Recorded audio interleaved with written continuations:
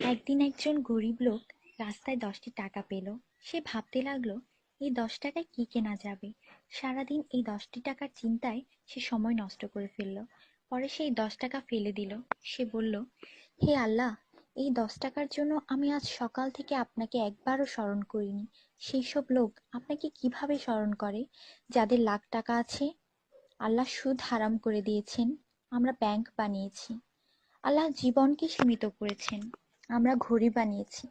আল্লাহ পর্দার হুকুম দিয়েছেন, আমরা টিভি, ডিভিডি, ডিশ দিয়ে বেহায়ামি সর্বসাধারণের জন্য করে দিয়েছি। আল্লাহ বলেন, কোরআনে তোমাদের সফলতা, আমরা অক্সফোর্ডের বইকে সফলতা বানিয়ে নিয়েছি। আল্লাহ মিথ্যা বলা নিষেধ করেছেন, আর আমরা এপ্রিল ফুল পালন করা শুরু করে দিয়েছি। আল্লাহ বৃদ্ধ বয়সে মা বাবার সেবা করতে বলেছেন, আমরা বৃদ্ধাশ্রম বানিয়ে ফেলেছি। আজ মুসলমান এই জন্য দুশ্চিন্তায় যে যাকে খুশি করার তাকেই তো রাগিয়ে ফেলেছি। দয়া করে সবাইকে ফরওয়ার্ড করুন, কারণ নেকির দাওয়াত দেওয়ায় নেকিকারীর সমান সওয়াব পাওয়া যায়। একটু ভাবুন, আজান যখন হয় তখন টিভির ভলিউম কমানো হয়, কিন্তু নজর টিভিতেই থাকে। আর মনে মনে বলি, আজান যাতে তাড়াতাড়ি শেষ হয়। এতেই কি আজানের মর্ম?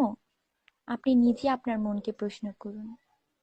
আজানের জবাব দেওয়ার চেষ্টা করুন, যাতে মৃত্যুর পর কালিমা তাইয়্যিবা আমাদের নসিব হয়।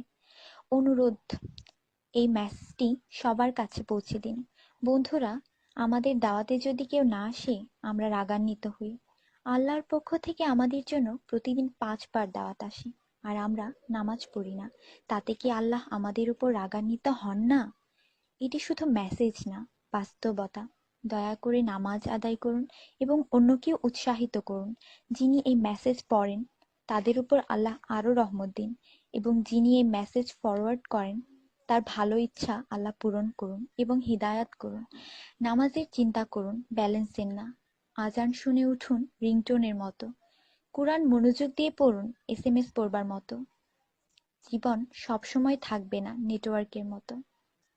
নামাজ ত্যাগ করা মানে আল্লাহকে রাগান্বিত করা। ফজর 6 মিনিট, জোহর 15 মিনিট, আসর 8 মিনিট, মাগরিব 10 মিনিট, এশা 18 মিনিট, মোট 57 মিনিট। 80% লোক এই মেসেজ ফরওয়ার্ড করে না। দয়া করে আপনি করুন। আল্লাহ সবার মঙ্গল করুন। আমিন।